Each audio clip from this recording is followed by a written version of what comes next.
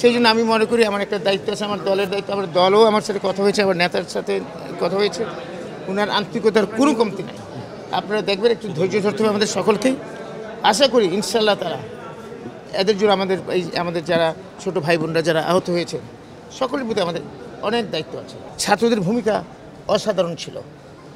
ওদের ভূমিকার জন্য পুরো জনগণ নেমে এসেছে, বাংলাদেশের সকলেই এসে গেছে, এবং সেটাকে কাউকে খাটো করা কারো উচিত না। এখানে কৃতিত্ব একক কারো না, সকলের। এই তাগিদটা আপনাকে বোঝানো যাবে না। আমার জন্য অনেক বড় তাগিদ, আমার দলের জন্য, আমার সকলের জন্য। আমরা এটা অ্যাকনলেজ করি। এই যে স্যাক্রিফাইস আমাদের ছাত্র জনতার বিপ্লবের সময় হয়েছে, যারা শহীদ হয়েছেন তাদের আত্মার মাগফিরাত করি, কামনা করি। পাশাপাশি যারা আহত হয়েছেন তাদের সুচিকিৎসা দেওয়া এবং তাদেরকে একটা যোগ্য প্রয়োজন অনুযায়ী, যার যে যোগ্যতা অনুযায়ী কর্মস্থলে নিয়ে যাওয়া, এটা আমাদের পুরো দেশবাসীর দায়িত্ব। আমাদের তো বিএনপির তো দায়িত্ব আছেই, দেশবাসীর দায়িত্ব। বর্তমান সরকার কাজ করছেন, আমি জানি না ওরা কতদূর কী করছেন, কিন্তু আমরা আমাদের তাগিদ থেকে এসেছি। আজকে 7.5 বছর জেল খাটার পরে আমি যেখানে আসছি, সেটা তো আমি আসলে সত্যিকার অর্থে কল্পনা করতে পারিনি। আর হয়তো 1 বছর যদি ফ্যাসিস্ট সরকার থাকতো, আমাকে হয়তো ঝুলাই দিত। এটা ধারণা অনেকেই করেন, সেটা আল্লাহ মালিক, আল্লাহ ভালো জানেন। কিন্তু আমি তো একটা মুক্ত অবস্থায় আসছি। সেই জন্য আমি মনে করি আমার একটা দায়িত্ব আছে, আমার দলের দায়িত্ব। আমার দলও আমার সাথে কথা হয়েছে, আমার নেতার সাথে কথা হয়েছে। ওনার আন্তরিকতার কোনো কমতি নাই। আপনারা দেখবেন, একটু ধৈর্য ধরতে হবে আমাদের সকলকেই। আশা করি ইনশাল্লাহ তারা এদের জন্য আমাদের যারা ছোট ভাই বোনরা যারা আহত হয়েছে সকলের প্রতি আমাদের অনেক দায়িত্ব আছে। কিছুটা আক্ষেপ জানাইছি, আপনি নিশ্চয়ই শুনছেন, ওরা তো বলেছে আপনাদেরকে। আক্ষেপ কেউ তাদের আপনি শুনেছেন, আমি বলতে চাচ্ছি না, রিপিট করা উচিত না আমার জন্য।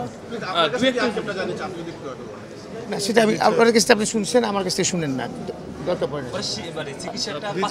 চিকিৎসা তো আপনারা তো শুনেছেন, আমি বলাটা ঠিক পাই না, কারো বিপক্ষে বলেন আমার সাজে না। তো আপনারা তো শুনেছেন, আপনি তো সাথে ছিলেন, তো আবার নতুন করে আমার বলাটা উচিত হবে, আপনারা সব জানেন। এনিওয়ে, আমাদের দায়িত্ব। এখন আমরা পঙ্গু হসপিটাল যাব।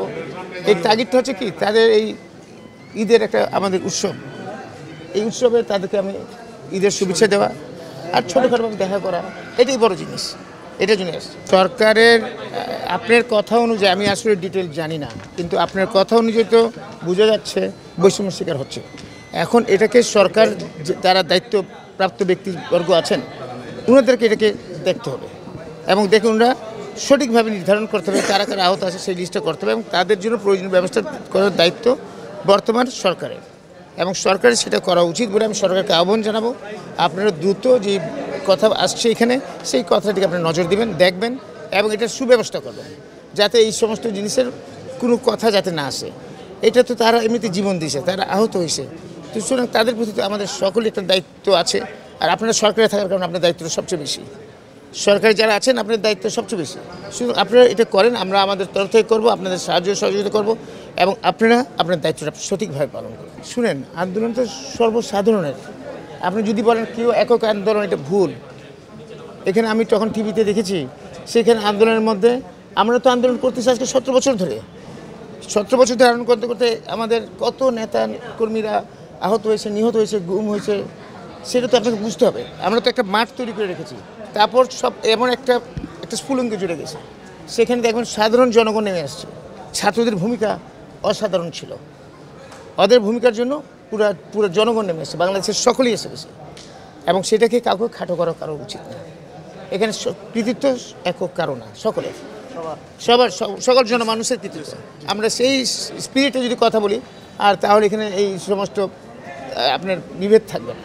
আমরা কেন আমি একা কৃতিত্ব দিব? বাচ্চাদের কৃতিত্ব আছে, ওরা তো ছোটো মানুষ, ওদেরকে কৃতিত্ব একটু বাড়াই দিব আমরা, কিন্তু কাউকে বাদ দেওয়া যাবে না। এক্ষেত্রে আমাদের সকলের কৃতিত্ব আছে, আপনাদেরও কৃতিত্ব আছে, মিডিয়ার কৃতিত্ব আছে। সবাই চাইছেন ফ্যাসিস্ট সরকার, এই কর্তৃত্ববাদী সরকার, এই জুলুমকারী সরকারকে আপনারা সকলে মিলিত পালাতে বাধ্য করছেন। সেটা এককভাবে কোনটা সম্ভব না।